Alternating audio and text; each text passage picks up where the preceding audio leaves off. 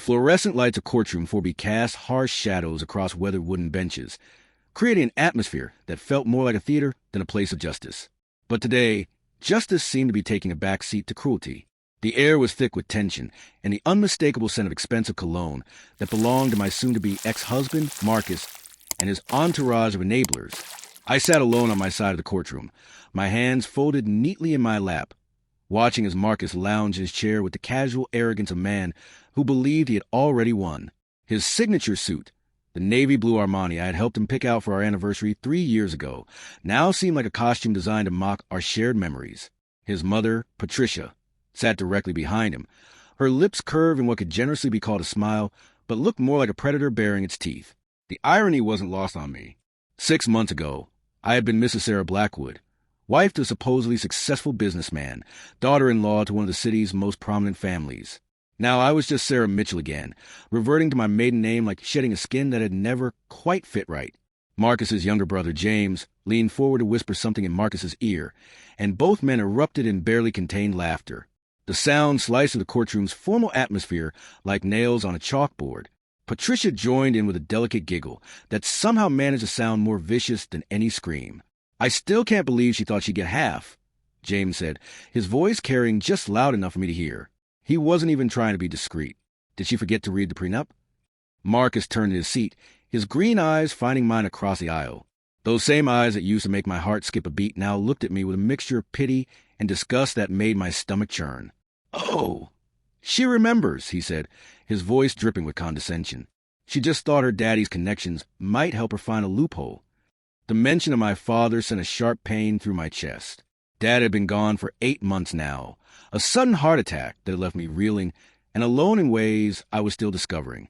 Marcus knew exactly what buttons to push, and he pressed them with surgical precision.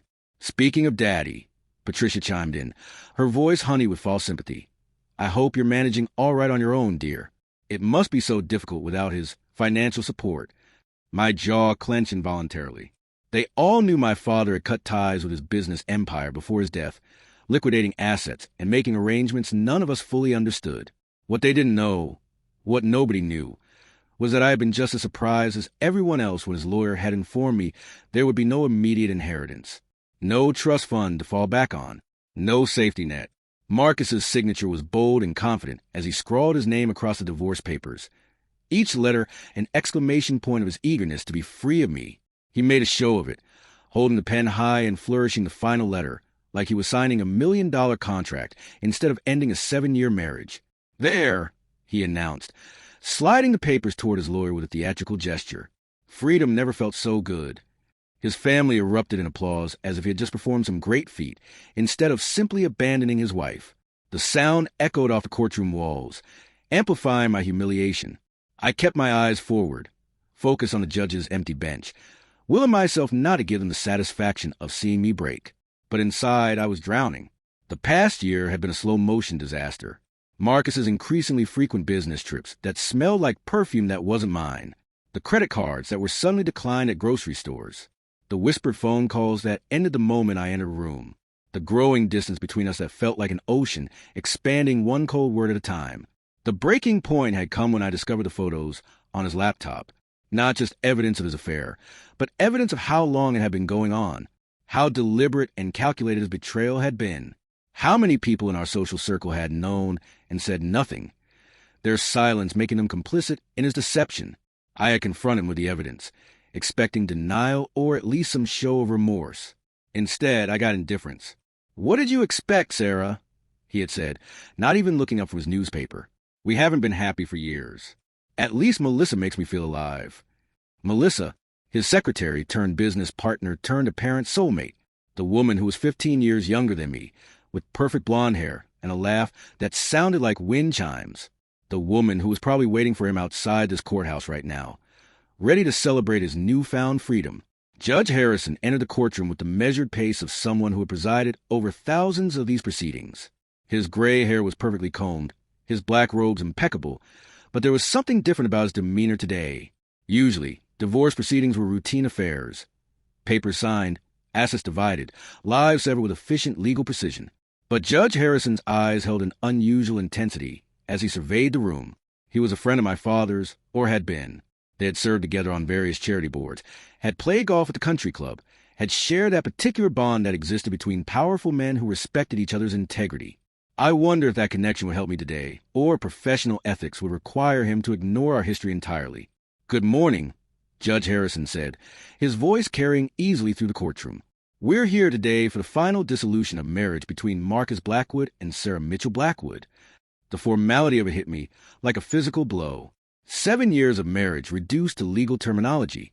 7 years of shared dreams, intimate moments, and whispered promises about growing old together. All of it meaningless now. Marcus's lawyer, a sharp-faced woman named Catherine Reeves, stood with practiced efficiency. "Your Honor, we have all the necessary documents. Mr. Blackwood has signed the papers, and per the prenuptial agreement, the asset division is straightforward." I watched as she laid out the terms like she was reading a grocery list. The house, which had been in Marcus's family for generations, would remain with him. The cars, with the exception of my modest Honda Civic, would stay with him. The joint accounts, which contained money I had helped save for my own teaching salary, would be split according to the prenup's terms, leaving me with barely enough to secure an apartment deposit. My own lawyer, a kind but inexperienced young man named David Chun, cleared his throat nervously. We both knew he was out of his league here, but he was what I could afford on a teacher's salary, and he was genuinely trying his best. "Your Honor," David began hesitantly, "while we acknowledge the prenuptial agreement, we believe there are grounds to argue that certain assets acquired during the marriage should be considered joint property." Marcus's derisive snort cut through David's presentation. "Joint property?" he said loudly enough for the entire courtroom to hear. "She contributed what exactly?" "A teacher's salary barely covers the maid service." The cruelty of it took my breath away. I had worked throughout our entire marriage, contributing every penny I could to our household, while also managing our social obligations, maintaining relationships with his family and business associates, and creating the stable home environment that had allowed him to focus entirely on building his career. Judge Harrison's gavel struck the bench once, a sharp sound that restored immediate order. "Mr. Blackwood, you will address all comments through your attorney and maintain appropriate courtroom decorum." But the damage was done. Marcus's family was barely containing their laughter, and I could feel their eyes on me like burning coals. Patricia leaned forward to pat her son's shoulder approvingly, as if he had just delivered the punchline to a particularly good joke. That's when Judge Harrison did something unexpected. Instead of proceeding with the divorce decree, he reached into his briefcase and withdrew a manila envelope that looked both official and ancient. The paper was cream-colored, heavy stock, and sealed with red wax that bore an intricate insignia I recognized but couldn't quite place. "Before we proceed," Judge Harrison said, his voice taking on a gravity that made everyone in the courtroom sit up straighter, "there's a matter that has come to my attention that directly pertains to this case." The temperature in the room seemed to drop several degrees. Marcus's confident posture faltered slightly, and his lawyer shot him a confused glance. This wasn't part of their carefully orchestrated plan. "What kind of matter?" Catherine Reeves asked, her voice betraying the first hint of uncertainty I had heard from her all morning. Judge Harrison held up the envelope, and I could see now that my name was written across the front in my father's distinctive handwriting. The sight of those familiar letters, slightly cramped but still elegant, made my throat tighten with grief and something else, anticipation. "This is the last will and testament of Richard Harrison Mitchell," the judge announced. Sarah's father. It was delivered to my chambers this morning by the executor of his estate, along with strict instructions that it be opened only in the event that Mrs. Blackwood's divorce proceedings reached the final decree stage. The silence that followed was deafening. I could hear my own heartbeat thundering in my ears, could feel the shift in the room's energy as everyone present realized that something significant was about to happen. Marcus was the first to break the silence, his voice stripped of its earlier confidence. "I don't understand. What does it will have to do with our divorce?" Judge Harrison's eyes met mine across the courtroom, and for just a moment, I saw something that might have been sympathy or perhaps satisfaction. "That, Mr. Blackwood, is what we're about to discover." The judge's fingers worked carefully at the wax seal, treating the document with the reverence reserved for historical artifacts. The sound of breaking wax seemed unnaturally loud in the hushed courtroom. Patricia Blackwood's voice cut through the silence like a blade. "This is highly irregular. Surely a divorce proceeding cannot be interrupted by unrelated estate matters." "On the contrary," Judge Harrison replied without looking up from the envelope, "if this will contain provisions that affect the financial circumstances of either party, it is entirely relevant to these proceedings." I watched Marcus's face cycle through confusion, irritation, and something that might have been fear. His family's earlier smugness had evaporated entirely, replaced by intention so thick you could cut it with a knife. The envelope finally surrendered its contents. Several sheets of heavy paper, each covered in my father's neat handwriting, along with what appeared to be additional legal documents bearing official seals. Judge Harrison adjusted his reading glasses and began to review the papers silently, his expression growing more serious with each page. Minutes passed like hours. The only sounds in the courtroom were the rustle of paper, the tick of the wall clock, and the collective held breath of everyone present. I found myself gripping the edge of my seat, my knuckles white with tension. Finally, Judge Harrison looked up, his gaze moving slowly around the room before settling on me. There was something in his eyes now that hadn't been there before, a mixture of respect and what might have been vindication. Mr. Mitchell was clearly a man of considerable foresight, he said, his voice carrying a weight that made everyone lean forward. This document contains not only his final will and testament, but also several legal instruments that will have immediate bearing on these proceedings. Marcus shot to his feet, his composure cracking for the first time all morning. Your Honor, I object to this interruption. My father-in-law's death has nothing to do with my divorce. Soon-to-be former father-in-law, Judge Harrison corrected, and there was steel in his voice now. And I'm afraid you're quite wrong, Mr. Blackwood. This document mentions you specifically. The words hit Marcus like a physical blow. He sank back into his seat, his face pale beneath his expensive tan. His mother's hand flew to her throat, her carefully composed mask slipping to reveal something that looked remarkably like panic. Judge Harrison cleared his throat and began to read, his voice carrying easily through the now silent courtroom. I, Richard Harrison Mitchell, being of sound mind and body, do hereby set forth my final wishes regarding my estate and protection of my beloved daughter, Sarah. Hearing my father's words, even filtered through Judge Harrison's voice, brought tears to my eyes. Dad had always been my fiercest protector, even when I thought I no longer needed protecting. To my dear Sarah, the judge continued, if you are hearing these words, it means you are in the process of ending your marriage to Marcus Blackwood. While this brings me great sadness, I am not surprised. I have long suspected that Marcus married you not for love, but for financial and social advantages he believed would come with being my son-in-law. A collective gasp rippled through the courtroom. Marcus's face had gone from pale to gray, and his hands were visibly shaking. The confident man who had signed divorce papers minutes earlier had been replaced by someone who looked genuinely terrified.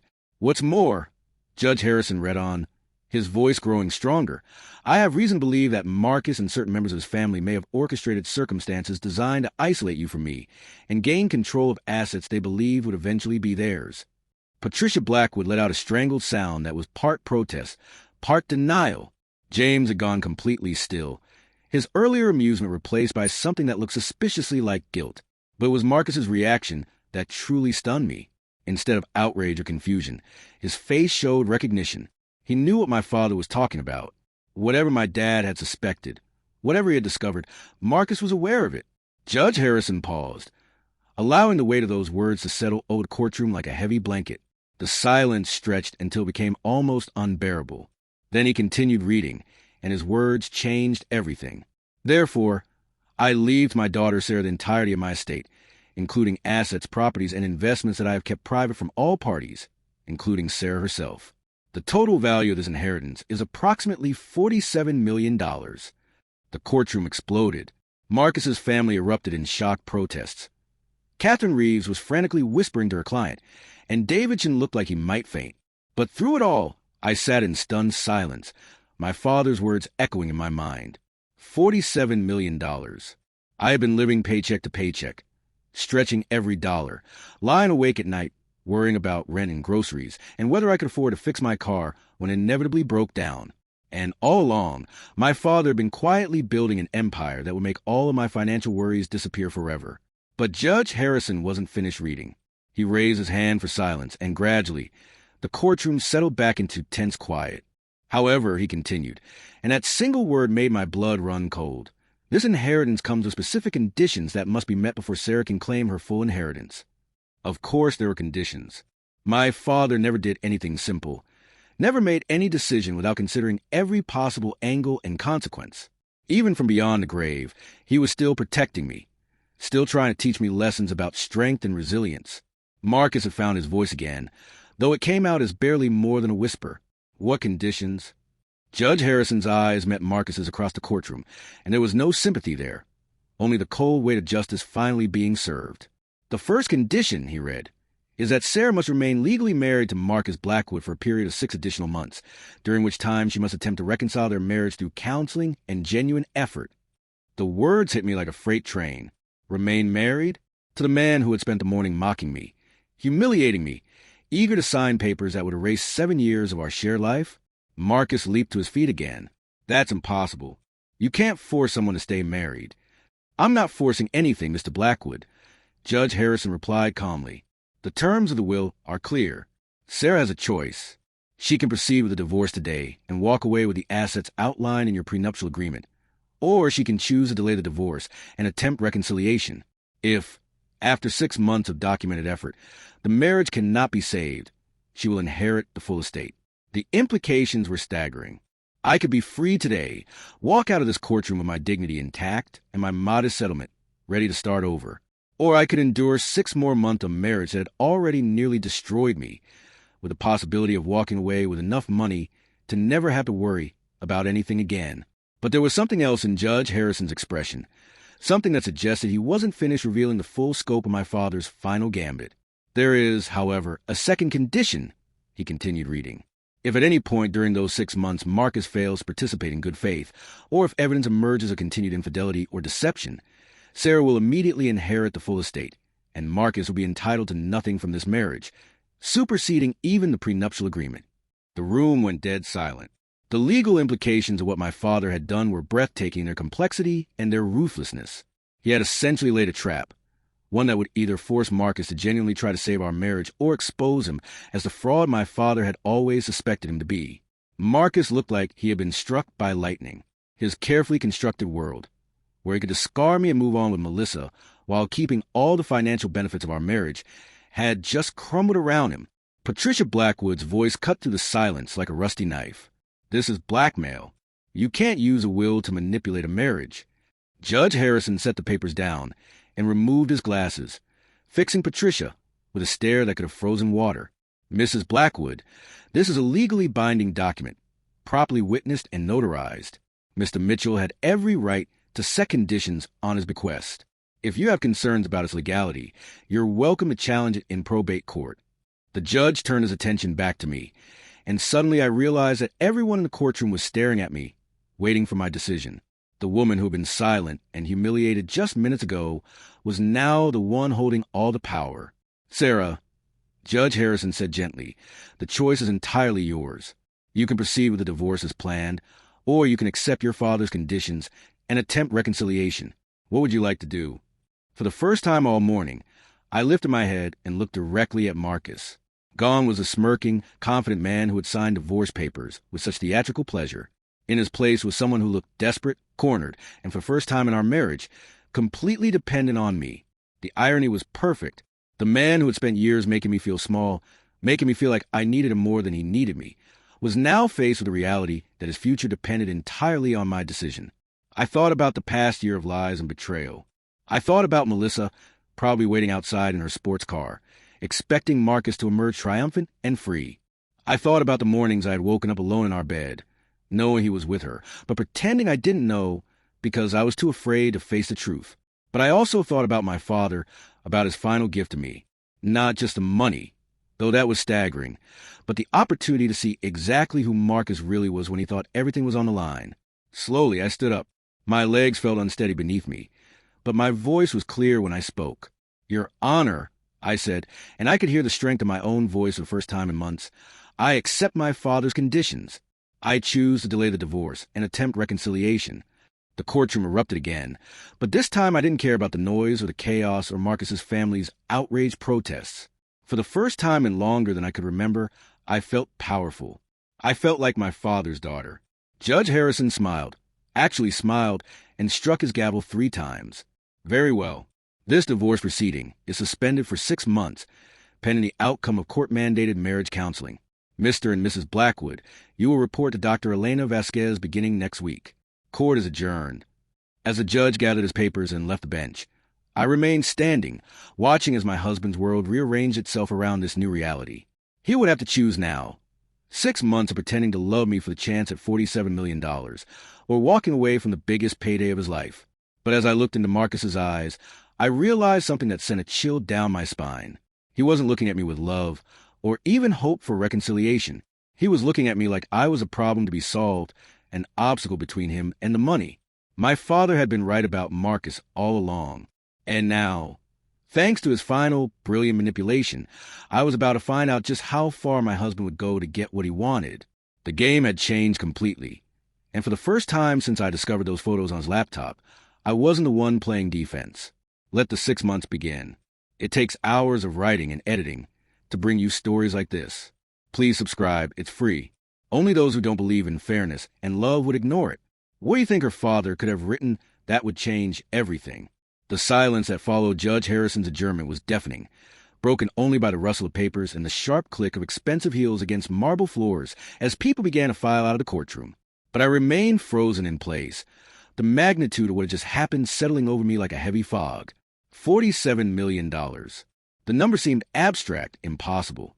I had been preparing myself for a life of careful budgeting, of choosing between groceries and gas, of moving back to the tiny apartment I'd lived in before marrying Marcus.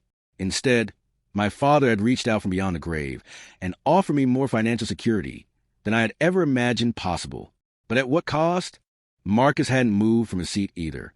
He sat staring at the papers scattered across the defendant's table, his face a mask of barely controlled emotions. His perfectly styled dark hair had fallen across his forehead, giving him an almost vulnerable appearance that reminded me painfully of the man I had fallen in love with 7 years ago. His mother, Patricia, was not handling the situation with the same composure. She stood behind him, one manicured hand gripping the back of his chair so tightly her knuckles had gone white. "This is insanity," she hissed, her voice low but venomous. "Richard Mitchell is trying to control our lives from beyond the grave. It's manipulative and cruel, and I won't stand for it." James, Marcus's younger brother, was pacing behind the family section. His cell phone pressed his ear as he engaged in what appeared to be an intense conversation with someone, probably their family lawyer, trying to figure out if there was any way to challenge the will or its conditions. Catherine Reeves, Marcus's divorce attorney, was gathering her papers with the mechanical precision of someone trying to process an unexpected defeat. She had arrived this morning confident she was handling a routine dissolution of marriage. Now she was faced with a legal labyrinth that would require expertise far beyond family law. My own attorney, David Chun, approached me tentatively, his expression a mixture of excitement and terror. "Sarah," he said quietly, "we need to talk. This changes everything about your case, but it also creates complications we need to address immediately." I nodded, still unable to fully process what had just happened. "I know. I need a moment." David glanced around the emptying courtroom and lowered his voice further. "Can we go somewhere private? There are things we need to discuss about the will's conditions that are better handled away from." He gestured vaguely toward Marcus's family. Before I could respond, Marcus finally stood up. He moved slowly, like a man who had just survived a car accident and wasn't sure which of his limbs still worked properly. When our eyes met, I saw something I hadn't seen in years: uncertainty. "Sarah," he said, and his voice was different. Gone was the condescending tone, the casual cruelty that had characterized our interactions for months. He sounded almost careful. "We need to talk." Patricia immediately stepped forward, positioning herself between us like a protective barrier. "Marcus, you don't need to say anything right now. We should consult with our attorneys before." "Mother," Marcus said sharply, never taking his eyes off me. "Stop." The single word carried a weight I hadn't heard from him in our entire marriage. Patricia's mouth snapped shut, though her eyes continued to burn with barely suppressed fury. Marcus took a step toward me, then seemed to think better of it and stopped. The distance between us felt like a chasm that had been years in the making. "I know what you must be thinking," he began, then stopped, shaking his head. "No, actually, I don't know. I don't know anything right now." The admission surprised me. Marcus had always projected absolute confidence, even when he was clearly wrong about something. This moment of vulnerability felt like glimpsing a person I hadn't seen in so long I'd forgotten he existed. "What I do know," he continued, "is that your father was a smart man, smarter than I gave him credit for." He ran a hand through his hair, disturbing its perfect styling. He saw something I thought I was hiding better. Catherine Reeves cleared her throat pointedly. "Marcus, perhaps we should discuss this privately before." "No," Marcus said, his voice gaining strength. I'm tired of other people telling me what I should and shouldn't say. He looked at me directly, and for a moment, I could see the man I had married beneath the stranger he had become. Sarah, I screwed up. I screwed up in ways that I'm only beginning to understand. The words should have meant something to me. For months, I had longed to hear him admit his mistakes, to acknowledge the pain he had caused. But now, with $47 million hanging in the balance, his confession felt tainted by self-interest. Marcus, I said carefully, we can't do this here. Not like this. He nodded, understanding immediately what I meant. Too many people, too much at stake, too much performance required, when what we needed was honesty. You're right. He glanced around the courtroom, seeming to notice for the first time that we had an audience of family members and legal professionals hanging on our every word.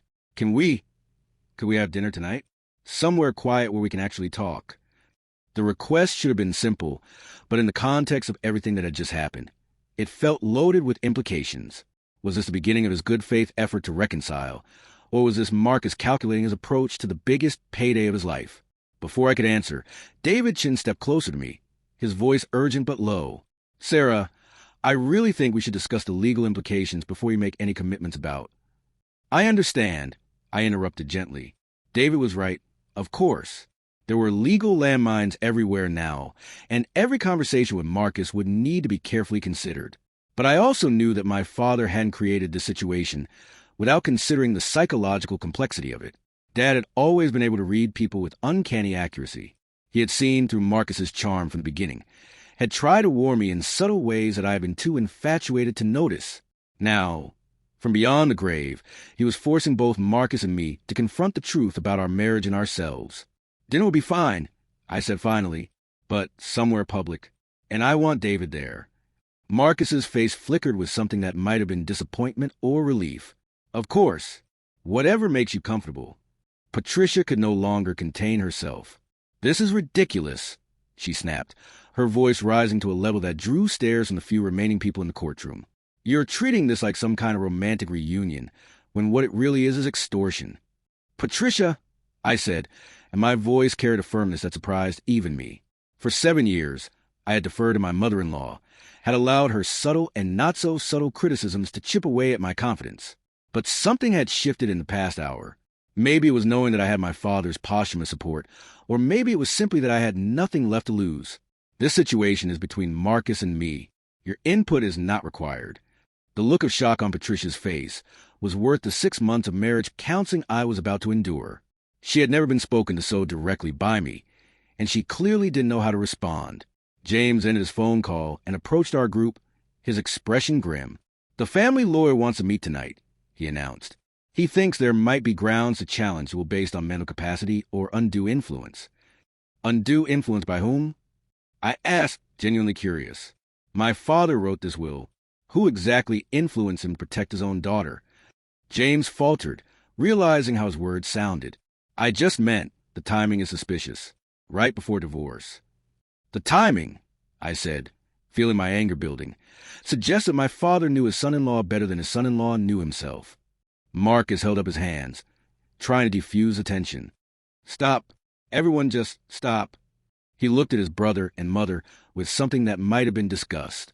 We're not challenging the will. Patricia whirled on her son. Marcus, you cannot be serious. This is $47 million we're talking about. Exactly, Marcus replied, and there was something in his voice I couldn't identify. It's $47 million. That was never mine to begin with. It was Richard's money, and now it's Sarah's. The question is whether I'm going to try to be the kind of husband who deserves to be part of that life. The words hung in the air like a challenge, and I found myself studying Marcus's face for any sign of deception. Was this genuine remorse and self-reflection, or was this simply a more sophisticated approach to manipulation? David Chin touched my elbow gently. Sarah, we really do need to discuss the specifics of the will's conditions. There are timeline requirements and documentation standards that we need to understand fully. I nodded, grateful for his practical focus. You're right. Marcus, let's plan on dinner tomorrow instead. I need tonight to process all of this and understand exactly what we're agreeing to. Marcus looked disappointed but didn't argue. Of course, whatever you need. As we began to gather our belongings and prepare to leave the courtroom, Judge Harrison's clerk approached me, with a sealed envelope. "Mrs. Blackwood," she said quietly, "Judge Harrison asked me to give you this. He said your father left specific instructions that you should receive it after the will reading." My hand shook slightly as I took the envelope. My name was written on it in my father's handwriting, and below it, in smaller script, were the words, "For my brave daughter, when she needs to remember who she really is." I could feel everyone's eyes on me as I carefully opened the envelope. Inside was a single sheet of paper covered in my father's neat writing, and a small key attached to a blue ribbon. "My dear Sarah," the letter began, and I had to blink back tears at the sight of his familiar handwriting. "If you are reading this, you have just learned about the inheritance I have left you, and you have chosen to accept the conditions I set forth. I am proud of you for that choice, even though I know it cannot have been easy. I need you to understand that the money, while substantial, is not the real gift I am leaving you. The real gift is the opportunity to discover your own strength, your own worth, and your own power to change your circumstances. For too long, you have allowed others to define your value and your possibilities. Marcus and his family have made you feel small, dependent, grateful for scraps of affection and respect that should have been given freely. This ends now. The key enclosed with this letter opens a safety deposit box at First National Bank, box number 247. Inside, you will find documents that explain the full scope of your inheritance, including properties and investments that Marcus and his family are not aware of. You will also find evidence of certain financial irregularities that may prove useful in the coming months. But most importantly, you will find letters I have written to you over the past year, as I watch your marriage deteriorate and plan for this moment. Read them when you doubt yourself. Read them when you feel weak or uncertain. Read them to remember that you are my daughter, and you are stronger than you know. The 6 months ahead will test you in ways I cannot predict. Marcus may genuinely attempt to change, or he may simply become more sophisticated in his deceptions. Trust your instincts. Document everything. And remember that at the end of 6 months, the choice of whether to save your marriage or end it will be entirely yours, regardless of what Marcus does or doesn't do. You hold all the power now, my brave girl. Use it wisely. All my love, always, Dad. I read the letter twice before the words fully sank in. My father had been planning this for over a year, watching and waiting and preparing for the moment when I would need his protection most. The inheritance wasn't just about money. It was about giving me the tools and the confidence to reclaim my life. When I looked up, I found Marcus watching me intently, his expression unreadable. "What did he say?" he asked quietly. I folded the letter and slipped it back into the envelope along with the key. "That he loved me," I said simply, "and that he wanted me to be happy." It wasn't a lie, but it wasn't the whole truth either. And as I met Marcus's gaze, I realized that the next 6 months were going to be a chess game where both players would learn the rules as they went along. The difference was that now I knew my father had spent his last year making sure I had all the right pieces to win.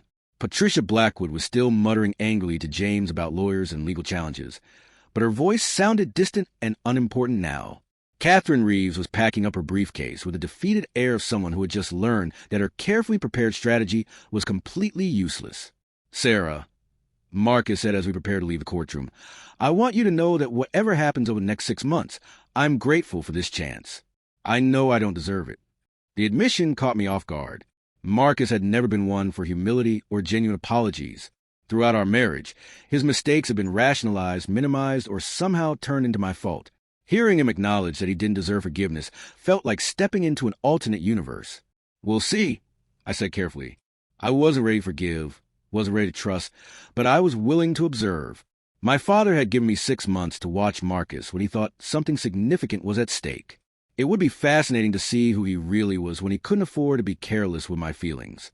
As we walked toward the courthouse exit, I caught sight of a familiar figure through the glass doors. Melissa Hartwell stood beside a red Porsche, her blonde hair gleaming in the afternoon sunlight.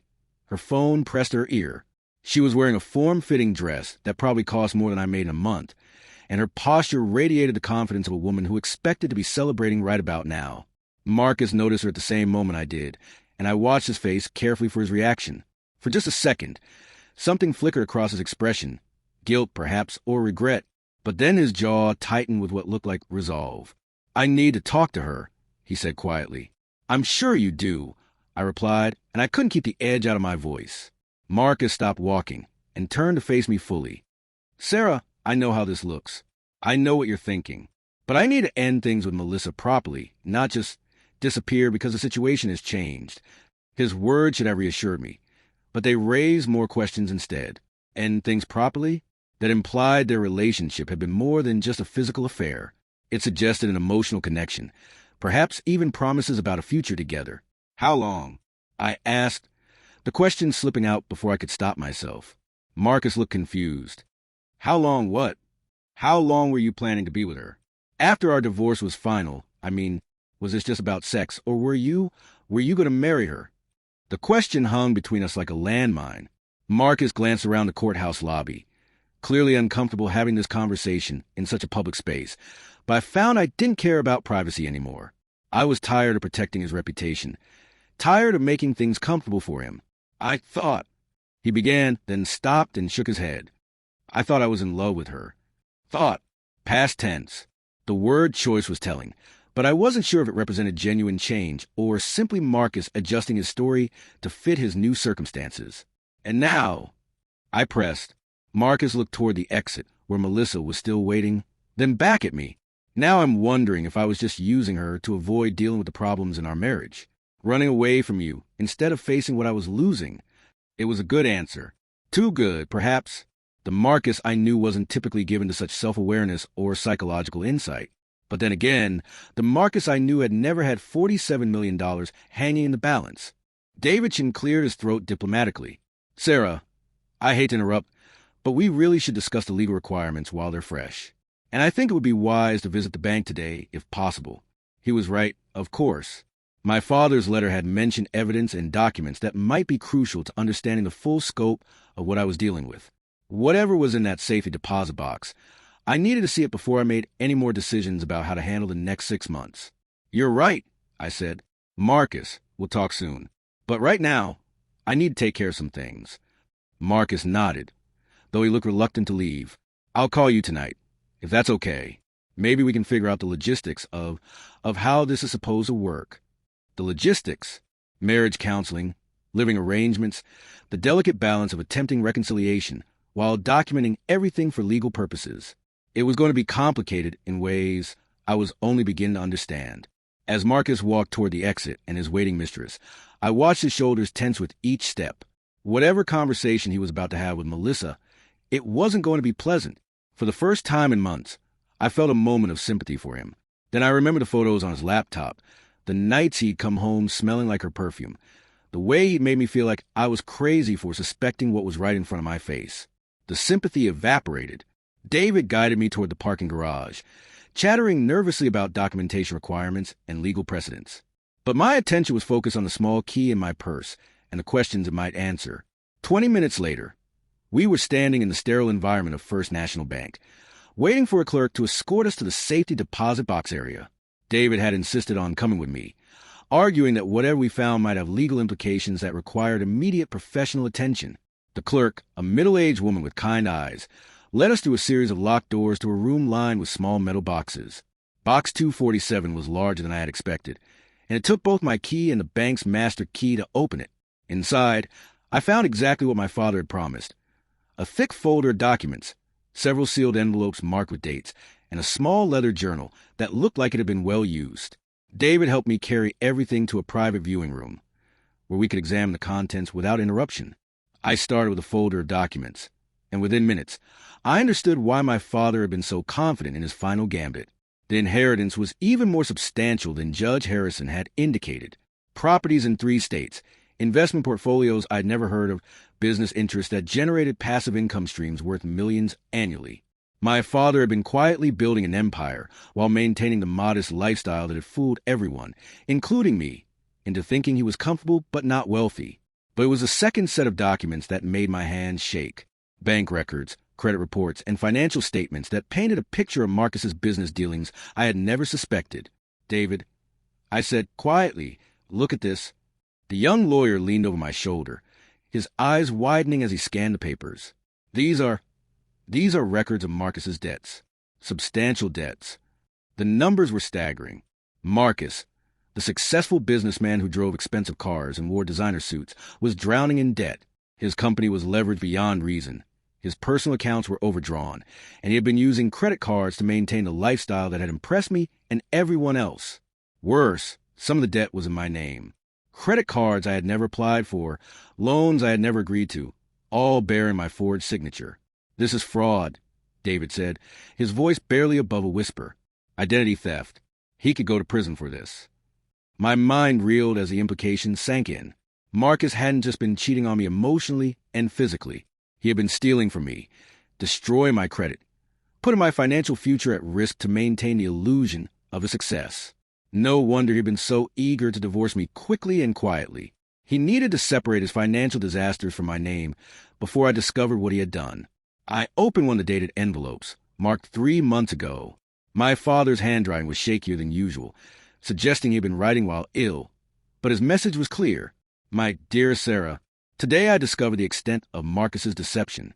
The evidence is overwhelming, and I have taken steps to protect you legally. However, I know you will need to see this truth for yourself before you can accept it. Marcus married you for your name, your social connections, and the financial stability he thought would come with being my son-in-law. When he realized that I was not going to support him financially, he began using your identity to secure the credit he needed to maintain his lifestyle.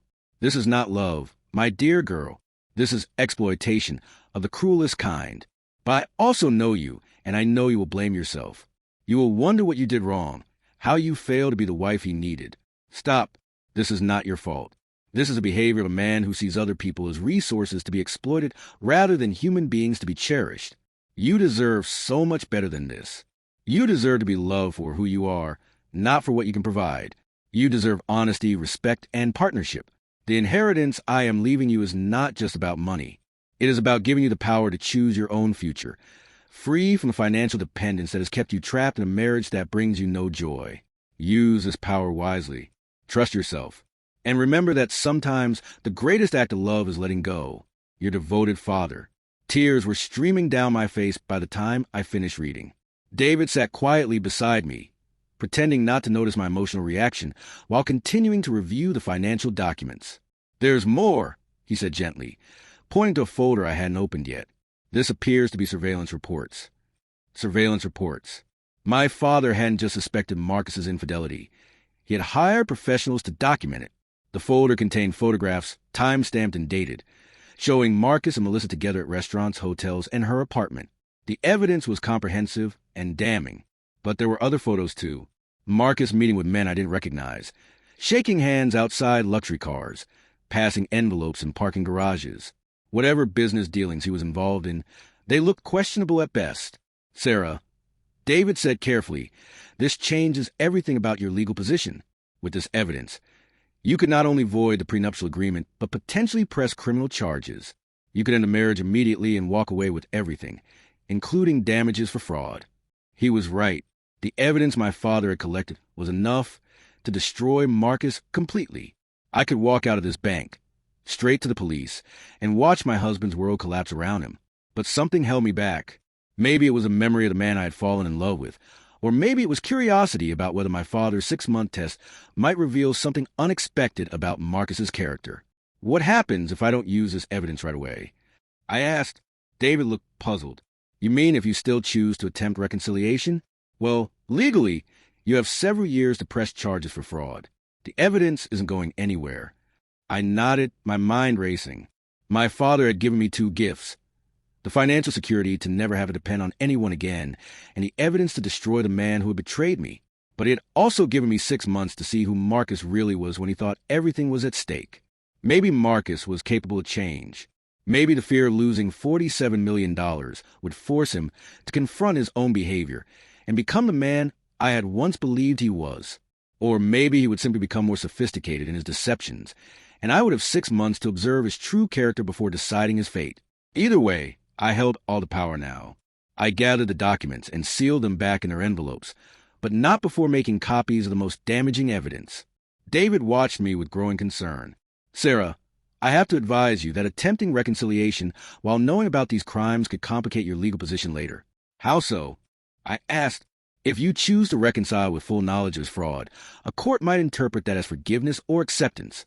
It could weaken your position if you later decide to press charges." I considered this carefully. But if I could document his behavior over the next 6 months, if I can show that he continued to deceive me even when he knew I was watching, that would actually strengthen your case. David admitted. It would demonstrate a pattern of behavior rather than isolated incidents. Perfect. My father had thought of everything. As we left the bank, my phone buzzed with a text message from Marcus. Talk to Melissa. It's over between us. I told her I want to fight for my marriage. Can we have dinner tomorrow night to discuss how we move forward? I stared at the message for a long moment. It was exactly what I should want to hear from a husband seeking reconciliation. But knowing what I now knew about his financial situation, about the fraud and deception, every word felt calculated rather than heartfelt. Still, my father had given me 6 months to test Marcus's sincerity. The game was just beginning. I typed back a simple response. Dinner tomorrow at 7, Romano's on 5th Street. David will be joining us to discuss the legal requirements. His response came immediately. Of course. Thank you for this chance, Sarah. I won't waste it. As David drove me home to my empty house, the house that might or might not still be my home in 6 months, I thought about the choice my father had given me. I could end this immediately and walk away with everything. Or I could spend 6 months to discover whether the man I had married was capable of becoming the man I had once loved. Either way, I was no longer the powerless woman who had sat silently in that courtroom this morning. I was my father's daughter, and I was about to find out exactly what that meant. The next 6 months would test not just Marcus's character, but my own. Could I maintain my composure while watching him carefully for signs of deception? Could I give him a genuine chance to change while protecting myself from further betrayal? Most importantly, could I learn to trust my own judgment again after years of being told that my suspicions were paranoia and my concerns were overreactions? Tomorrow night's dinner will be the first real test. Marcus would undoubtedly arrive with charm and apologies, with promises and explanations. He would try to convince me that he had changed, that he was ready to be the husband I deserved. But I would be watching with new eyes now, armed with knowledge he didn't know I possessed, protected by resources he couldn't imagine. Let him try to manipulate me now. Let him attempt to charm and deceive and exploit. I was ready for him. For the first time since this whole nightmare began, I smiled. The game was about to get very interesting indeed. If you were in her shoes, would you walk away with nothing or stay to hear the will's full conditions? The next evening arrived with the weight of unspoken promises and carefully constructed lies. I stood in front of my bedroom mirror, choosing my outfit for dinner with the same strategic precision a general might use to plan a battle. The black dress I selected was elegant but not seductive, professional but not cold, a costume designed to project quiet strength while revealing nothing about my true intentions. Marcus had texted me 3 times throughout the day, each message more anxious than the last. The confident man who had signed divorce papers with theatrical flair had been replaced by someone who seemed genuinely nervous about our upcoming conversation. Whether that nervousness stemmed from guilt or calculation remained to be seen. Romano's on 5th Street had been our restaurant once, back when we were dating, and Marcus was still trying to impress me. It was where he had proposed, where we had celebrated anniversaries, where I had believed we were building something real together. Choosing for this dinner felt like returning to a crime scene. David Chin was already waiting at a corner table when I arrived, his nervous energy evident in the way he kept adjusting his tie and checking his watch. He looked like exactly what he was, a young lawyer thrust into a situation far more complex than anything he had handled before. "How are you holding up?" he asked as I sat down across from him. "I'm not sure," I answered honestly. Yesterday, I thought my life was falling apart. Today, I discover I'm worth $47 million, but only if I can survive 6 months married to a man who's been systematically defrauding me. I'm not sure there's a normal way to feel about that. David nodded sympathetically. "Have you given any more thought to what we discussed? About the evidence?" I had thought about little else. The documents in that safety deposit box had painted a picture of betrayal so comprehensive, it was almost breathtaking. Marcus hadn't just been unfaithful. He had been living an elaborate life funded by my stolen identity and maintained through constant deception. "I want to see how tonight goes," I said. "I want to understand what kind of game he's playing before I decide how to respond." Before David could reply, Marcus appeared at our table. He looked different than he had in the courtroom, less polished, more vulnerable. His usually perfect hair showed signs of stress, and there were dark circles under his eyes that suggested he hadn't slept much. "Sarah," he said, leaning down to kiss my cheek in a gesture that felt both familiar and foreign. "Thank you for agreeing to this." He shook David's hand with what appeared to be genuine respect, rather than his usual dismissive attitude toward people he considered beneath his social status. Another small change that I filed away for later analysis. "I ordered wine," Marcus said as he settled into his chair. "The Brunello you used to like. Past tense again. It was a small thing, but it suggested he understood that the woman sitting across from him might not be the same person he'd been married to. Whether he grasped the full extent of that change remained to be determined. The waiter brought the wine and took our dinner orders, and for a few minutes we made awkward small talk about the weather and the restaurant's renovations. But the elephant in the room was too large to ignore for long. "I suppose we should discuss the logistics," Marcus said finally. "The counseling, the living arrangements, the requirements." David pulled out a legal pad and pen, transforming from dinner companion to professional advisor. "The court order specifies weekly counseling sessions with Dr. Elena Vasquez, beginning this Friday. Both parties are required to attend and participate in good faith." "Good faith," Marcus repeated, as if testing the weight of the words. "That's going to be the key, isn't it? Proving that we're both genuinely trying." I studied his face as he spoke. Was he genuinely committed to making our marriage work? Or was he already calculating how to perform good faith convincingly enough to satisfy the court's requirements? "The living arrangements are more complicated," David continued. "You'll need to demonstrate that you're actively attempting reconciliation, which typically means cohabiting." The thought of sharing a house with Marcus again made my stomach clench. For the past 6 months, I had been sleeping alone in our guest room, maintaining the fiction of our marriage while trying to avoid him as much as possible. The idea of pretending intimacy, while knowing what I knew about his betrayals, felt impossible. "I understand that that's difficult," Marcus said quietly, and there was something in his voice that sounded almost like genuine remorse. "Maybe we could start slowly. I could move back into the guest room, and we could figure things out from there." It was a reasonable suggestion, one that acknowledged the emotional complexity of our situation without pushing too hard too fast. But I found myself wondering if it was calculated reasonableness or authentic sensitivity. "That might work," I said carefully, "but there need to be ground rules." Marcus nodded eagerly. "Whatever you need." "Complete transparency," I said, watching his face for any flicker of concern.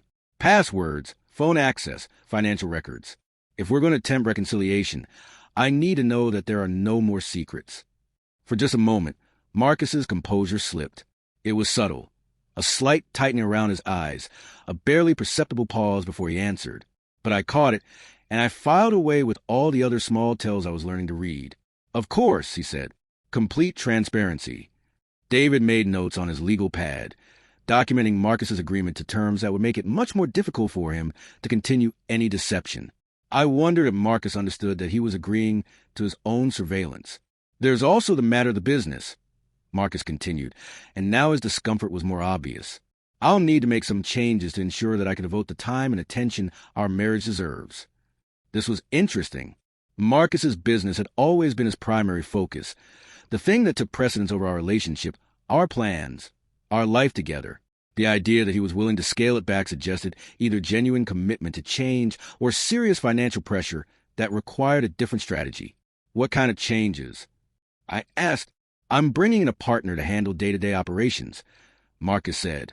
"Someone who can manage the current projects while I focus on us." The hesitation before us was telling. It suggested that focusing on our marriage was not something that came naturally to him, that it required conscious effort and decision-making rather than flowing from genuine desire. Our appetizers arrived, providing a natural break in the conversation. I used the time to observe Marcus more closely, watching for signs of the man I had fallen in love with versus the stranger he had become. He was trying, I had to give him that. He asked about my teaching job, remembered details about my students that I had shared months ago, inquired about my mother's health with what seemed like genuine concern. But there was a performative quality to it all, as if he was working from a script titled, "How to Be a Good Husband." "Sarah," he said suddenly, setting down his fork and looking at me directly, "I need to say something, and I need you to really hear me." The intensity in his voice made both David and me lean forward slightly. "I know I've been a terrible husband," he continued, "not just because of Melissa, but in ways that go much deeper than that. I've been selfish, dismissive, and cruel. I've made you feel small and unimportant, and I prioritized everything else above our marriage." The words were exactly what I had longed to hear for years. They acknowledged hurts I had thought he was oblivious to, validated feelings I had been told were unreasonable. But knowing what I knew about his financial desperation, about the $47 million hanging in the balance, made it impossible to accept him at face value. "Why now?" I asked simply. Marcus blinked, clearly not expecting such a direct question. "What do you mean? Why are you telling me this now?" Why didn't you realize these things 6 months ago or a year ago when I was begging you to go to counseling, when I was trying to talk to you about how disconnected we had become? The question hung in the air between us like an accusation. Marcus looked uncomfortable, shifting in his seat and taking a large gulp of wine before answering. I guess I thought I had time, he said finally. I thought you would always be there, no matter how badly I treated you. I took you for granted in the worst possible way. It was another good answer, psychologically sophisticated and emotionally intelligent. Too good, perhaps, for a man who had shown little capacity for self-reflection throughout our marriage. And it had nothing to do with the inheritance. I pressed. Marcus's face flushed slightly. I won't lie to you, Sarah. The will was a wake-up call. It forced me to confront things about myself and our marriage that I had been avoiding. But the money... He paused, seeming to choose his words carefully. The money made me realize what I was losing. Not just financially, but the life we could have had together. David was scribbling notes frantically, documenting every word for the legal record that would be crucial if this reconciliation attempt failed. I wondered what he made of Marcus's performance, whether his trained legal mind detected the same calculated quality I was sensing. I need you to understand something, I said, leaning forward and lowering my voice. I'm not the same woman you married. I'm not the same woman who sat quietly while you criticized her friends, her clothes, her opinions. I'm not the same woman who pretended not to notice when you came home smelling like another woman's perfume. Marcus flinched at that last comment, confirming what I already knew about his infidelity. But he didn't deny it or try to deflect, which was progress of a sort. I know, he said quietly. I can see the difference. You're stronger now, more confident. He seemed to struggle for the right words. It's attractive. It makes me remember why I fell in love with you in the first place. The compliment should have felt good, but instead it felt manipulative. Was he genuinely attracted to my newfound strength, or was he simply adjusting his approach to account for his changed circumstances? Our main courses arrived, and we ate in relative silence for several minutes. I could feel Marcus watching me, studying my reactions, trying to gauge whether his performance was having the desired effect. There's something else we need to discuss, David said eventually, consulting his notes. The court order requires documentation of your reconciliation efforts. Dr. Vasquez will be filing regular reports, but he'll also need to maintain evidence of your attempts to rebuild your relationship. What kind of evidence? Marcus asked. Joint activities, shared meals, communication efforts, physical affection if appropriate. David replied professionally. The court needs to see that both parties are making genuine efforts to restore intimacy and partnership. Physical affection. The word sent a chill through me. The thought of pretending physical intimacy with Marcus while knowing about his betrayals felt like a violation of my own healing process. We can take that slowly, Marcus said, seeming to sense my discomfort. I know I need to earn back your trust before we can be physically close again. Another sensitive, appropriate response. Marcus was saying all the right things, performing emotional intelligence and marital wisdom with increasing sophistication. But the very perfection of his responses made them feel hollow. I want to share something with you, Marcus said suddenly, pulling out his phone. I deleted all my social media accounts this afternoon. All of them. And I've asked my assistant to change all my passwords and give them to you. He slid his phone across the table to me. The screen showed his empty Instagram profile, his deactivated Facebook account, his suspended Twitter. It was a grand gesture, the kind of dramatic demonstration of commitment that would look impressive to a marriage counselor or court. But I found myself wondering what he had deleted before making this show of transparency. What photos, messages, or evidence had been carefully scrubbed before he presented me with this cleaned-up version of his digital life. That's a significant step, David noted, making another notation on his legal pad. I want there to be no doubt about my commitment, Marcus said, his eyes fixed on my face. I want Sarah to know that she's my priority now. The words were perfect. The gesture was impressive. The timing was suspicious. I picked up his phone and scrolled through his recent calls, his text messages, his email. Everything looked appropriately innocent. Work contacts, family members, routine communications. But the very cleanliness of it felt artificial, like a movie set designed to look like a real house. I appreciate the gesture, I said, handing the phone back. But trust isn't rebuilt through grand gestures. It's rebuilt through consistent, honest behavior over time. Marcus nodded solemnly. I understand. I know I have a lot to prove. As we finished our dinner, Marcus regaled us with stories about his business restructuring, his plans to spend more time at home, his ideas for rekindling our romance.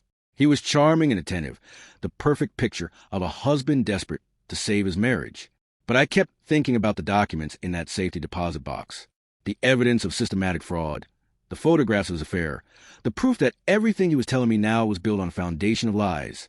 When the check arrived, Marcus reached for it immediately, another small gesture designed to demonstrate his commitment to taking care of me. But I knew now that he was paying for dinner with credit cards that were maxed out, maintaining his generous image through borrowing that would eventually come due. So what happens next? Marcus asked as we prepared to leave the restaurant. You move back into the house tomorrow, I said. We start counseling on Friday, and we see what the next 6 months bring. Marcus smiled, and for just a moment, it looked like the genuine smile I had fallen in love with years ago. I won't let you down, Sarah. Not this time. As we walked out of the restaurant together, Marcus took my hand. The gesture was gentle, tentative, asking permission rather than demanding compliance. His palm was slightly damp with nervous sweat, and I could feel a slight tremor in his fingers. Was he nervous because he was genuinely afraid of losing me?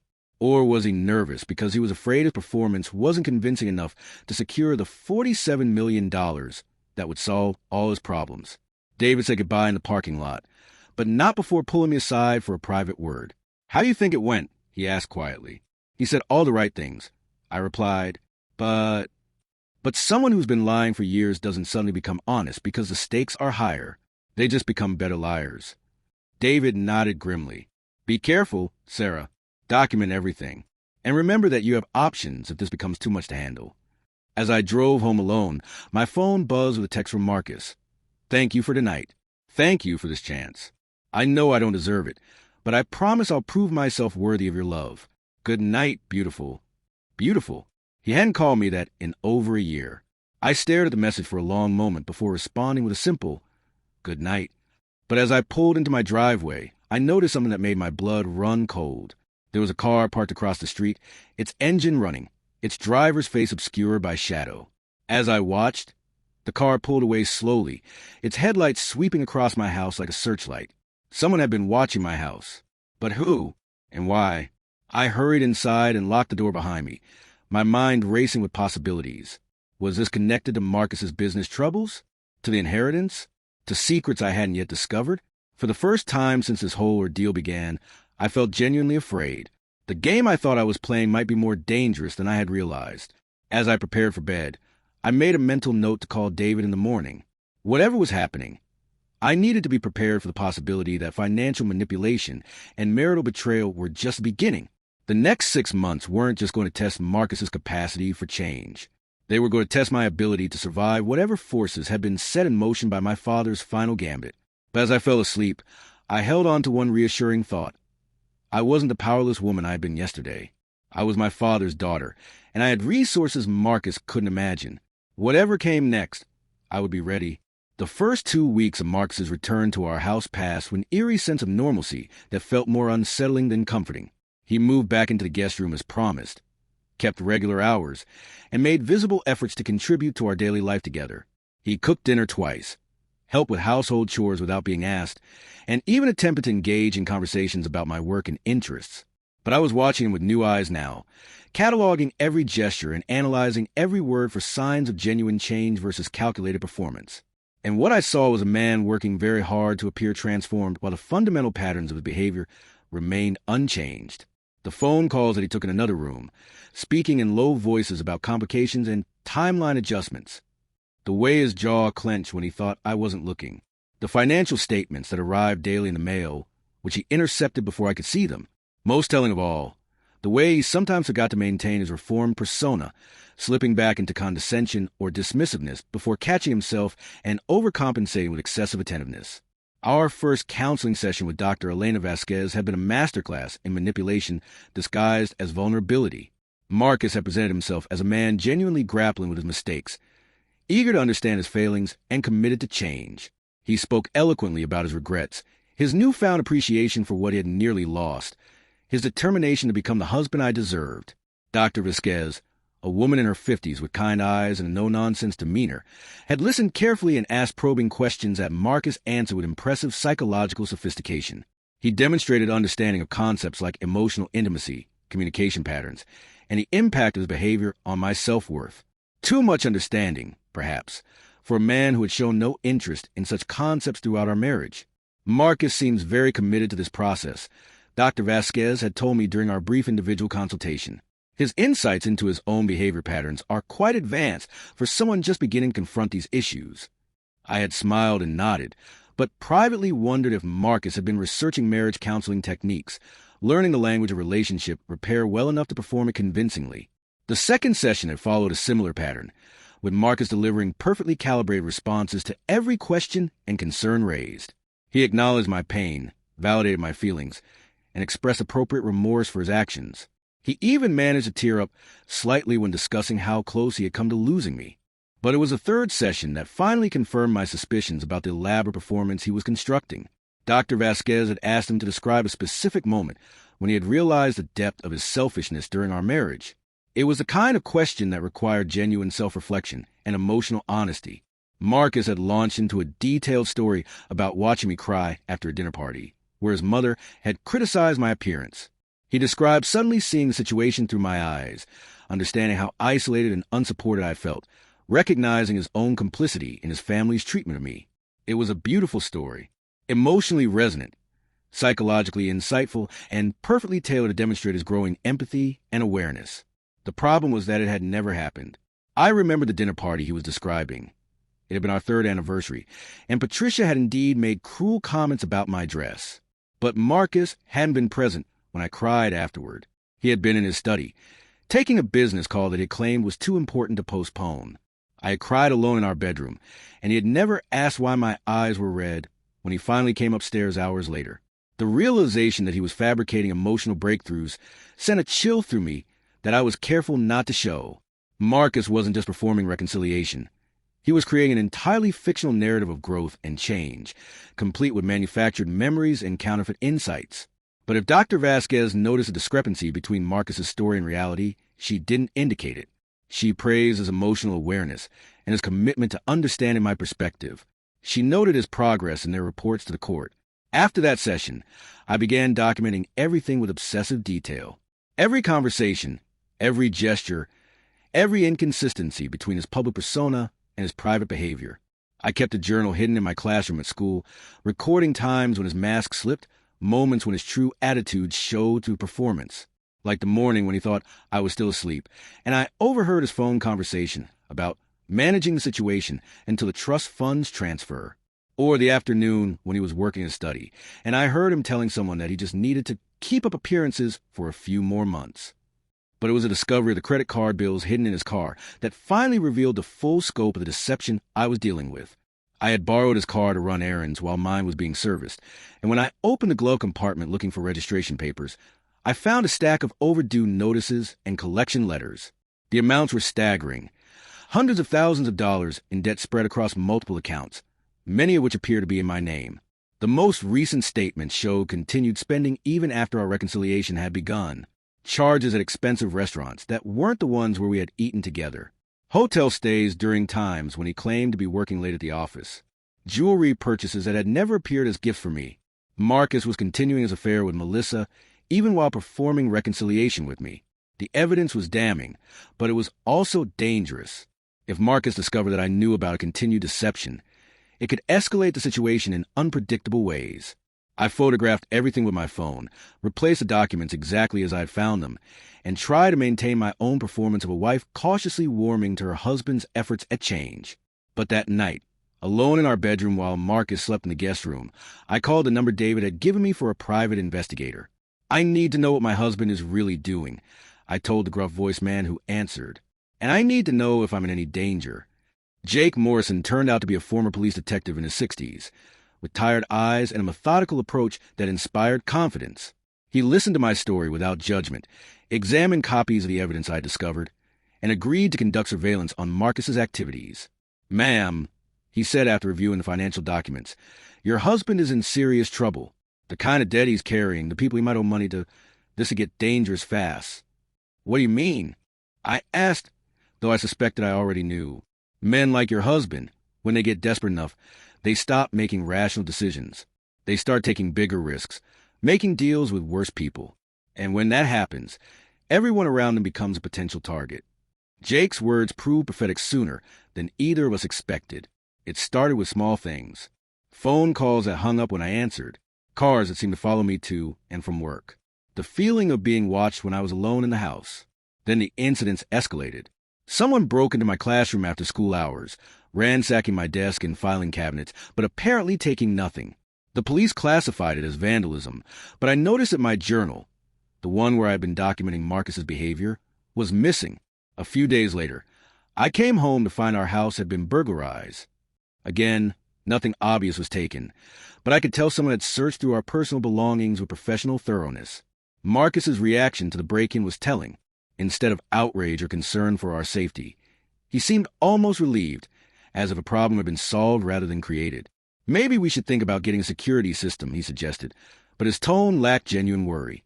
Or maybe we should think about what someone might be looking for. I replied, watching his face carefully. Marcus's expression flickered for just a moment. Fear, guilt, and something else I couldn't identify. What could they possibly be looking for here?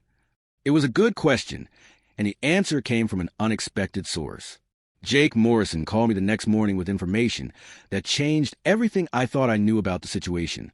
"Mrs. Blackwood, we need to meet immediately," he said, his voice urgent. "What I've discovered about your husband's business dealings. This is bigger and more dangerous than either of us realized." We met at a coffee shop across town, in a booth tucked away from other customers. Jake spread out photographs and documents that painted a picture of Marcus's life that bore no resemblance to the reality I thought I knew. "Your husband isn't just in debt," Jake explained. "He's been laundering money for some very serious people. His construction company has been used to clean cash from drug trafficking, illegal gambling, and other criminal enterprises." The photographs showed Marcus meeting with men who looked like they belonged in a crime drama rather than a boardroom. Handshakes in parking garages, envelopes changing hands. Conversations in locations chosen for their privacy rather than their professionalism. "The break-ins at your house and classroom," Jake continued, "they weren't random. Someone thinks you have information that could expose this operation. Financial records, communication logs, evidence of the money laundering." "But I don't have any of that," I protested. "They don't know that," Jake replied grimly. "And even if they did, you're married to Marcus. In their world, that makes you a liability regardless of what you know." The implications were terrifying. I wasn't just dealing with a cheating husband and a complicated inheritance. I was potentially caught in the crossfire of a criminal investigation that could destroy multiple lives. "There's more," Jake said, pulling out another set of photographs. "Your husband's girlfriend, Melissa, she's not just his mistress. She's his business partner in the money laundering operation. And according to my sources, she's been pressuring him to eliminate any obstacles to their operation." The final photograph showed Melissa and Marcus together outside a warehouse, both of them talking intensely with a man whose face I didn't recognize, but whose body language screamed danger. "Eliminate obstacles," I repeated slowly. "Are you saying they might try to hurt me?" Jake's expression was grave. "Mrs. Blackwood, I think they already are." As if to punctuate his point, my phone buzzed with a text message from an unknown number. "Stop digging into things that don't concern you. Some secrets are better left buried." Jake immediately pulled out his own phone. "We need to contact the authorities. The FBI, local police, someone who can provide protection while we figure out how to handle this." But I found myself thinking about my father's words, about the strength he had believed I possessed, about the power he had given me to control my own destiny. "Not yet," I said, surprising both Jake and myself. "I need to understand the full scope of what we're dealing with before we involve law enforcement." Jake looked at me as if I had lost my mind. "Ma'am, with all due respect, these people don't negotiate. They eliminate problems."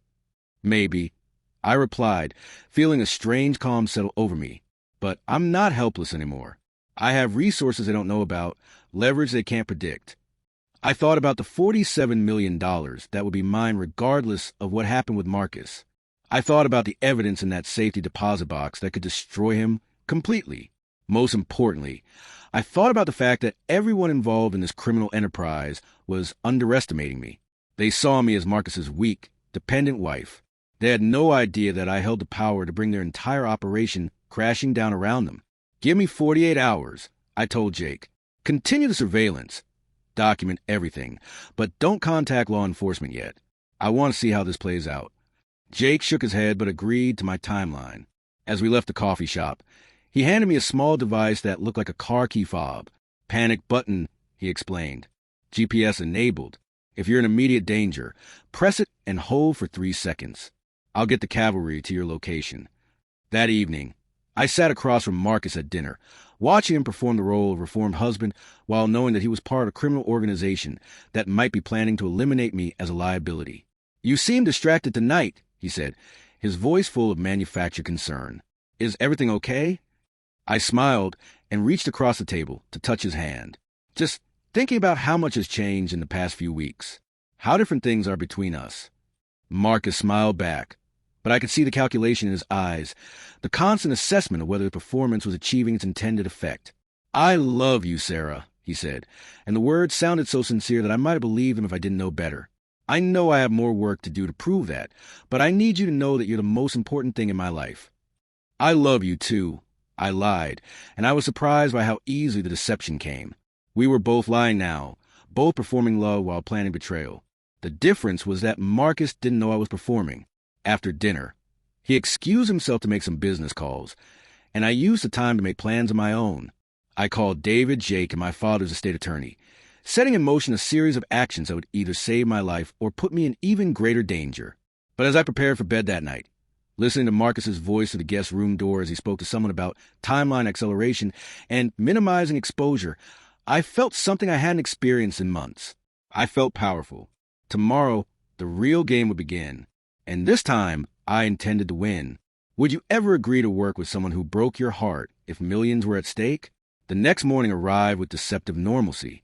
Marcus made coffee, kissed my cheek goodbye, and left for what he claimed was a business meeting. But Jake's surveillance had revealed the truth. He was meeting with his criminal associates to discuss what they euphemistically called the Sarah problem. I had 48 hours before Jake would involve law enforcement. 48 hours to either resolve the situation on my terms or watch it spiral completely out of control. But I wasn't planning to wait that long. I called in sick to work and drove to David Chen's office, where I had scheduled an emergency meeting that would set everything in motion. "Sarah, you look terrible," David said as I entered his office. "What's happened?" I spread Jake's photographs and surveillance reports across his desk, watching his face pale as he absorbed the implications. "My husband isn't just a cheating fraud," I said calmly. "He's a criminal who may be planning to kill me to protect his money laundering operation."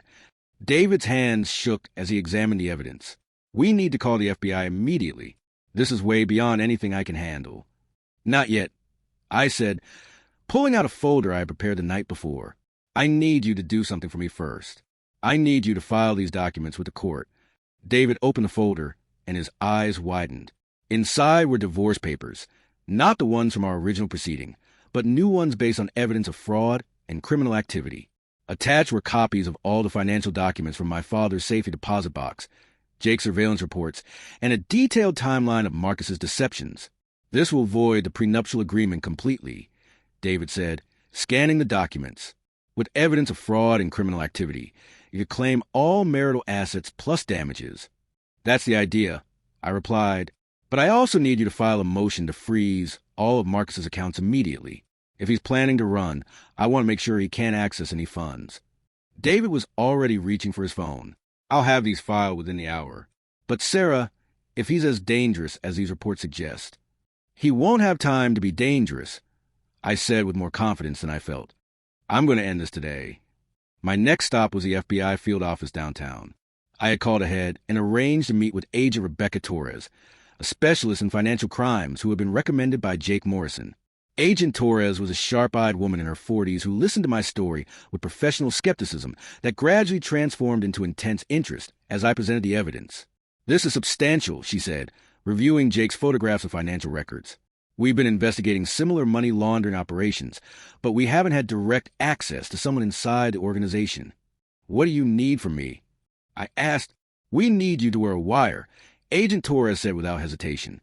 "If you can get Marcus to discuss his criminal activities on tape, we can move to arrest him and his associates immediately."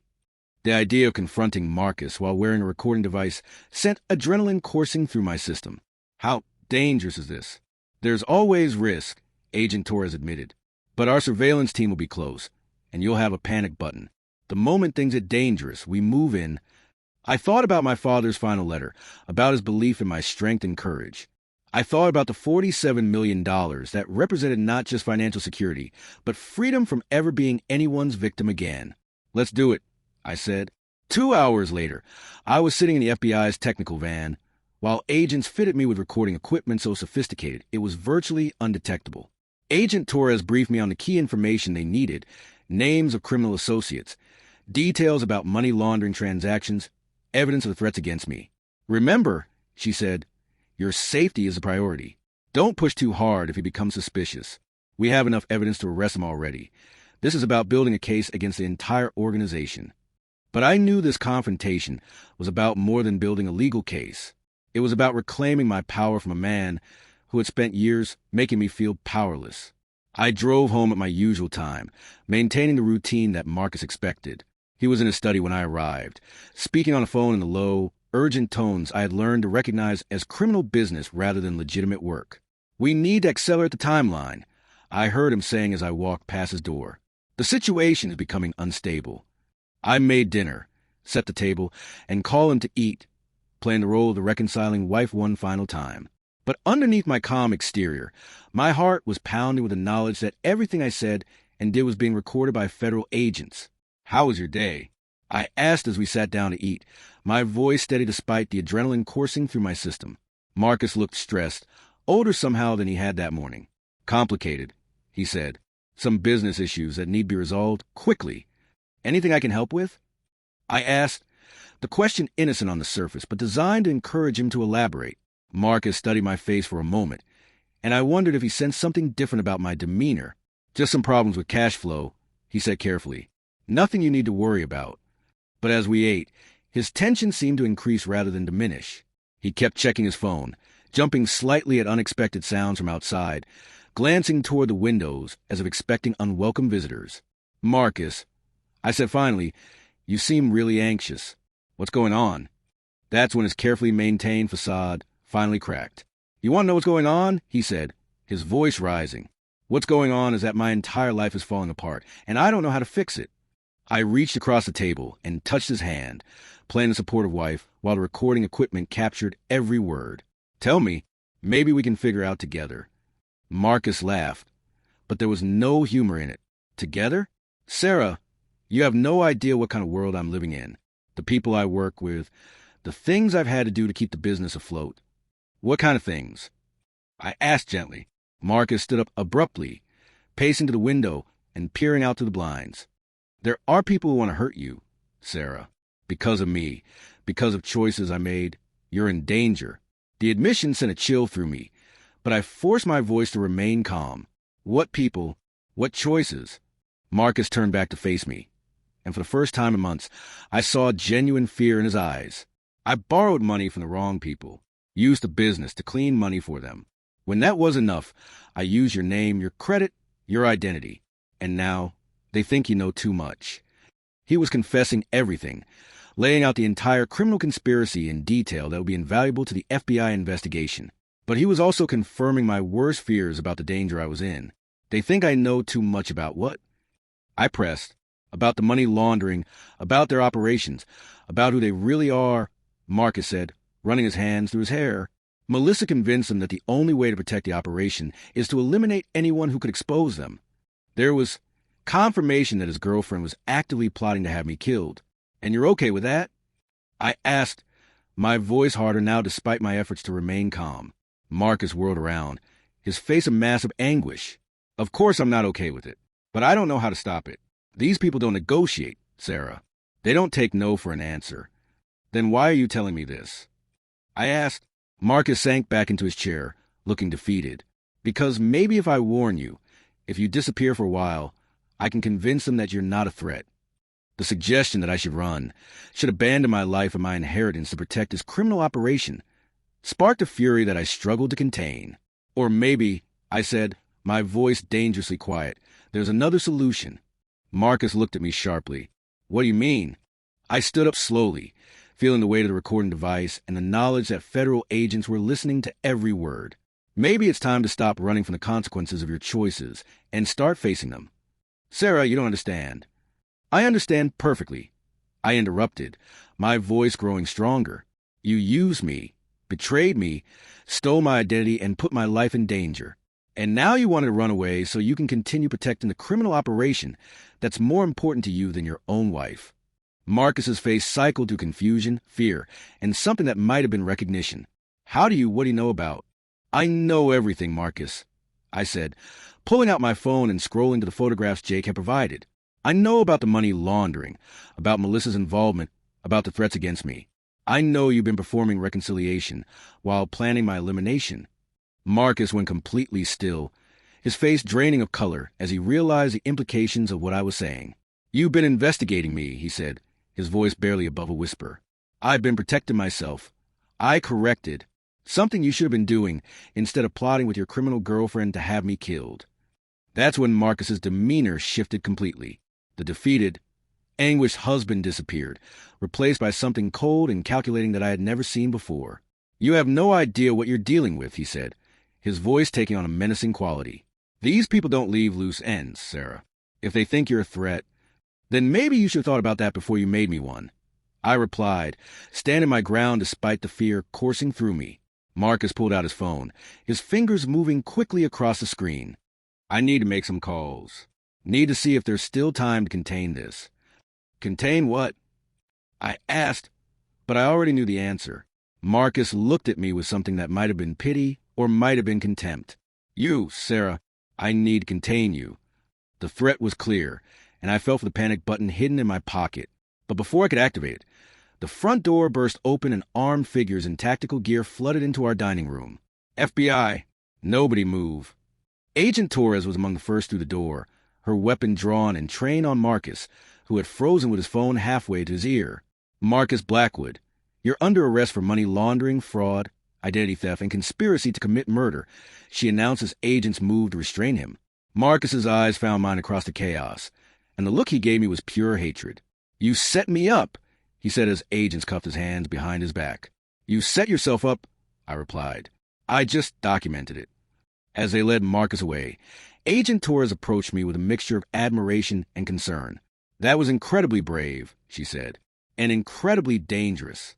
He was seconds away from making calls that could have put you in immediate peril.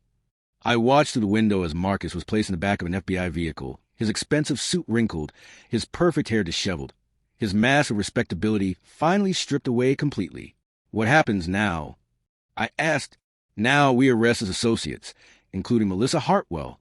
Agent Torres replied, your recording provides crucial evidence for prosecuting the entire organization. But even as she spoke, I could see additional vehicles arriving outside our house. More agents, more arrests, the entire criminal network that threatened my life being systematically dismantled. My phone buzzed with text from David. Court approved the account freeze. All of Marcus's assets are now frozen pending criminal investigation. You're financially protected. Another text arrived from my father's estate attorney. Per the terms of the will, Marcus's arrest for criminal activity triggers immediate full inheritance transfer. Congratulations, Sarah. You're now worth $47 million. As the FBI finished processing the scene and preparing to leave, Agent Torres handed me her card. We'll need you to testify when this goes to trial, she said. But for now, you're safe. The entire organization has been neutralized. After everyone left, I sat alone in my house now, since Marcus would never be returning, and tried to process what had just happened. In less than 24 hours, I had gone from potential murder victim to wealthy widow to key witness in a federal criminal case.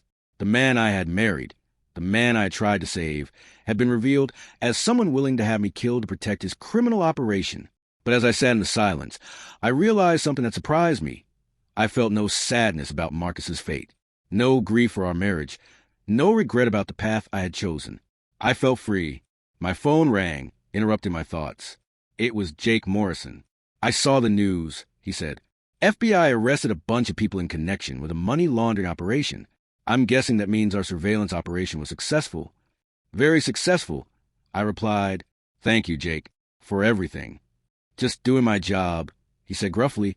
But I have to say, you've got more courage than most people I've worked with. Taking on criminals like that, it was impressive. After I hung up, I walked to my father's study and sat in his leather chair. On his desk was a framed photo of us from my wedding day, both of us smiling at the camera while Marcus stood beside me, already planning his deceptions even then. I opened the desk drawer and pulled out a piece of paper and a pen. There was a letter I needed to write. Words I needed to say to the father who had saved my life even after his own had ended. "Dear Dad," I wrote, "you were right about everything. About Marcus, about the inheritance, about my own strength. Thank you for believing in me when I couldn't believe in myself. Thank you for giving me the tools to reclaim my power in my life. I promise to use this gift wisely, to honor your memory by helping others who find themselves in situations like mine. I love you, your grateful daughter, Sarah."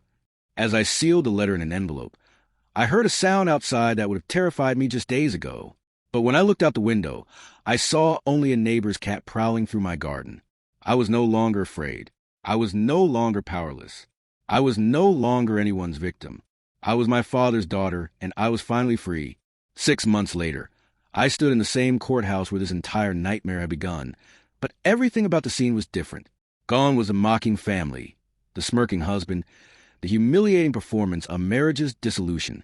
In their place was a courtroom filled with federal prosecutors, FBI agents, and reporters covering what had become known as the Blackwood money laundering conspiracy. Marcus sat at the defendant's table in an orange jumpsuit, his once perfect appearance haggard after months in federal custody. Beside him sat Melissa Hartwell, equally diminished by her circumstances, both of them facing decades in prison for their crimes. The judge, not Judge Harrison this time, but federal Judge Patricia Monroe, was reading their sentences with the measured gravity that such proceedings required. "Marcus Blackwood, you are hereby sentenced to 25 years in federal prison for conspiracy to commit money laundering, identity theft, fraud, and conspiracy to commit murder. You will serve this sentence without possibility of parole for the first 15 years. Marcus didn't flinch as the words were spoken, but I saw his shoulders slump with the weight of his future. When his eyes found mine across the courtroom, there was no hatred left in them, only the hollow look of a man who had finally run out of schemes. "Melissa Hartwell," Judge Monroe continued, "you are hereby sentenced to 20 years in federal prison for your role in this conspiracy, with possibility of parole after 12 years. Melissa did react to her sentence, tears streaming down her face as the reality of her situation finally penetrated her denial. The glamorous woman who had stolen my husband and plotted my death was now just another criminal facing the consequences of her choices. After the sentencing, I met with Agent Torres and the federal prosecutors outside the courthouse. The case had been a complete success from law enforcement's perspective.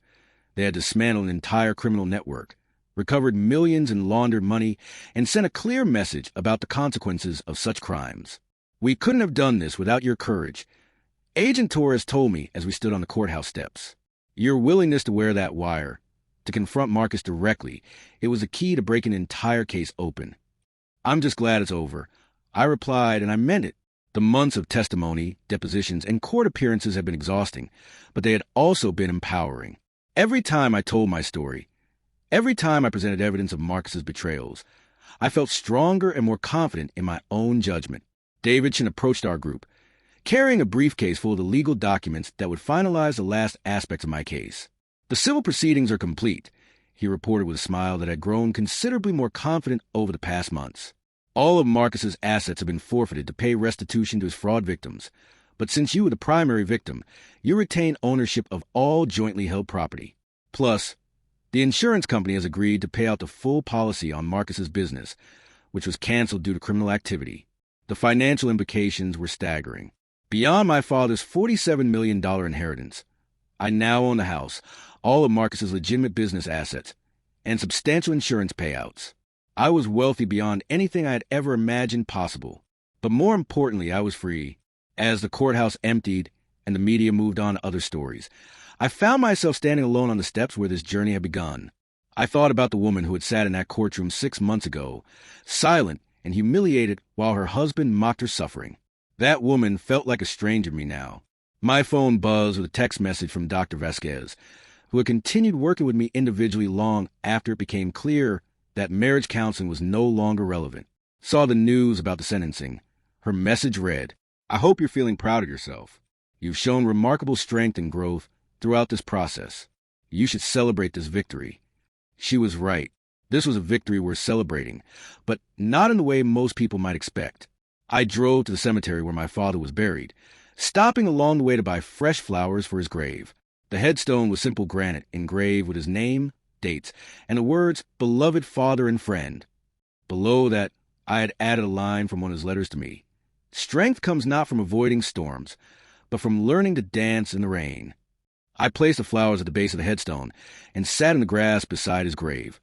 Something I had done regularly over the past months as I processed the incredible journey he had set in motion. "It's over, Dad," I said aloud, not caring if anyone thought I was talking to myself. "Marcus is in prison. The criminals are caught, and I'm safe. You saved my life with that will. But more than that, you taught me how to save myself." A gentle breeze stirred the flowers I had brought, and I chose to interpret it as his response. I had developed a routine of coming here to update him on my progress, to share my struggles and victories with a man whose love had made them all possible. Today's update was the most significant yet. "I've decided what to do with the money," I told him. "I'm starting a foundation to help women who are trapped in abusive or fraudulent marriages. Legal aid, financial support, safe housing, whatever they need to reclaim their lives. I'm calling it the Richard Mitchell Foundation for Women's Independence."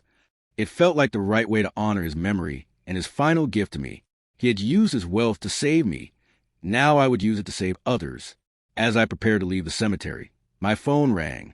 The caller ID showed Jake Morrison's number.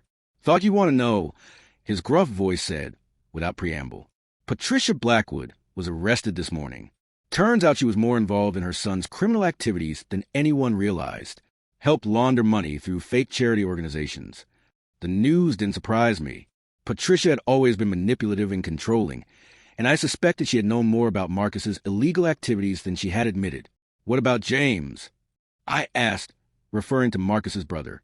"Clean, as far as we can tell," Jake replied. "Looks like he was kept out of the family business. Probably the smartest thing any of them ever did." After Jake hung up, I sat in my car for a moment, processing this final piece of information. The entire Blackwood family structure that had made me feel so small and unwelcome had been revealed as a criminal organization. Patricia's condescension, her treatment of me as unworthy of her son, had been coming from a woman who was actively involved in money laundering and fraud. The irony was perfect. I drove home to the house that was now entirely mine, pulling into the driveway of the place where I had been so unhappy for so many years. But it felt different now. The rooms that had once seemed cold and unwelcoming now felt like spaces I could remake into whatever I wanted them to be. I had already started that process.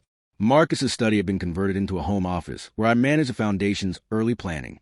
The guest room where he had slept during our fake reconciliation was now a library filled with books about women's rights, financial independence, and personal empowerment. Most significantly, I had taken down every photograph that included Marcus, replacing it with pictures of my father, my students, and the life I was building as a single, independent woman. That evening, I cooked dinner for myself and ate it at the dining room table where Marcus had confessed his crimes while federal agents recorded every word. But instead of that memory filling me with anxiety, it now filled me with pride. I had faced down a dangerous criminal and won. As I cleaned up after dinner, the doorbell rang. Through the window, I could see David Chin standing on my porch, carrying what appeared to be a bottle of champagne. "I thought we should celebrate," he said when I opened the door. "The sentencing, the end of the civil proceedings, the beginning of your new life. It seems like cause for celebration." David had become more than just my lawyer over the past months. He had become a friend, someone who had seen me at my most vulnerable and had helped me find my strength. His own confidence had grown tremendously as well. Handling a case as high-profile and complex had established his reputation and brought him more clients than he could handle. We opened the champagne and sat in my living room, toasting the end of one chapter and the beginning of another. "So what's next?" David asked. "Besides the foundation, what does Sarah Mitchell want to do with the rest of her life?" It was a question I had been asking myself frequently. I was 42 years old, financially secure beyond my wildest dreams, and completely free to make any choice I want about my future. "I think I want to go back to school," I said, surprising myself with the admission. "Maybe get a law degree, learn how to help people navigate situations like mine." David's face lit up. "You'd make an excellent lawyer. You've got the intelligence, the empathy, and the courage it takes to stand up for people who can't stand up for themselves."